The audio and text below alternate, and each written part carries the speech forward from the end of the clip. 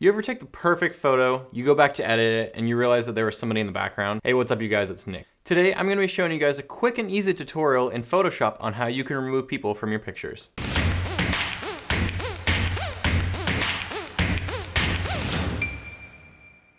Alright, so first up, we're just gonna launch Photoshop and open the image that we wanna remove people from. So first up here, I'm gonna start with these people down here in the lower left. We're gonna be basically using two different tools here. The first one's going to be this tool up here, which is just going to be your spot healing brush tool. If you want to quick select that, you can just press J on your keyboard. So what we're gonna do is we're just gonna start painting this over all of our people here. Sometimes doing large strokes like that does work in just covering the whole person, but in my experience, I've found that small little brush strokes like this tend to work better. So that looks fairly decent right there. We can come back in here later and fix this water right here. There's not much of a texture and reflection to it, which we want it to have. But I'll continue on right here, deleting these other two people that are over here. Now you will see that this spot healing brush tool is not perfect. It's basically drawing from the surroundings and then trying to piece that together what it thinks should go there. So it's not always perfect. Sometimes it's going to draw from the people that it's near, right? So in that case, what we're gonna do is we're gonna need to use the clone stamp tool. So let me show you that really fast. So the clone stamp tool is a really awesome tool. Basically, it's really similar to the spot healing brush tool, except that you're actually choosing where in your image that you're going to be painting from. And I'll explain that a little bit better. So what you do to use the tool is you press Alt on your keyboard and you click.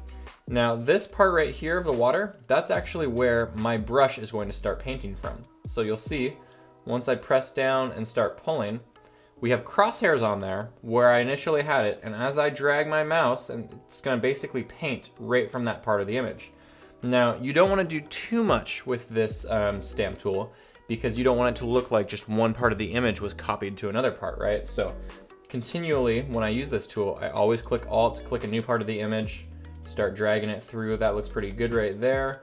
Maybe we'll add a little bit darker blues in there, so I'll grab from over here and maybe draw those in. Doesn't look too bad, and maybe some more from up here. Drag those across.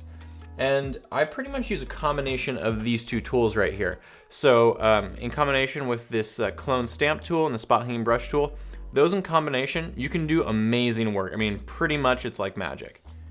Continuing through here, I'm gonna jump back to the spot healing brush tool. I'm gonna continue whittling away at what we've got going on here. All right, so that's not too bad right now what we've got there. Now there is still some weird skin tones in the water, and the reflection doesn't look great. So what I'm going to do, same thing again, gonna just use that clone stamp tool and just try and get rid of the last bits of the skin tones on the water there. And then we'll come through and also fix the texture of the surface of the water. All right, so that doesn't look too bad. If we zoom out here, you will notice it does look a little bit strange in this section right here.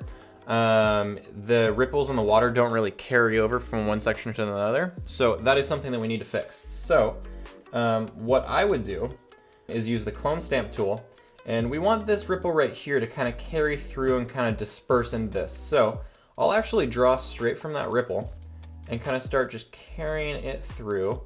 But I don't want to go too far because then it just looks like it's going to be, you know, copy pasted across. So I'm going to draw from a different section, and maybe this one right here would be good because it starts to get a little bit thinner right there.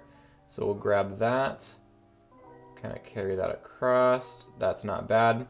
Now I kind of want it to start dispersing, and kind of the ripple just kind of disperses into the water. So I'm going to draw from maybe over here, doesn't look too bad, and kind of carry that through. And there, that doesn't look too bad right there. Now I do need to have a little bit more, you know, surface ripples right here. So same thing again, I'm just gonna maybe grab from right here, add a little bit of that texture through here.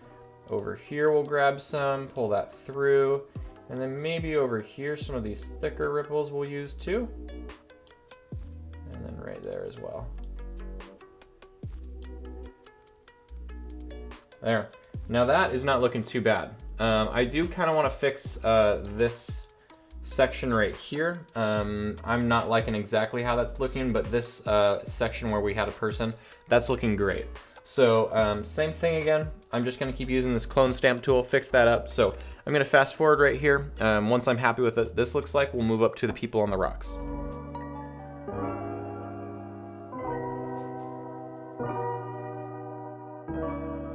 So I'm pretty happy with how that looks, and now I'm gonna use the same techniques and tools to remove the rest of the people. So let's fast forward and view the final product.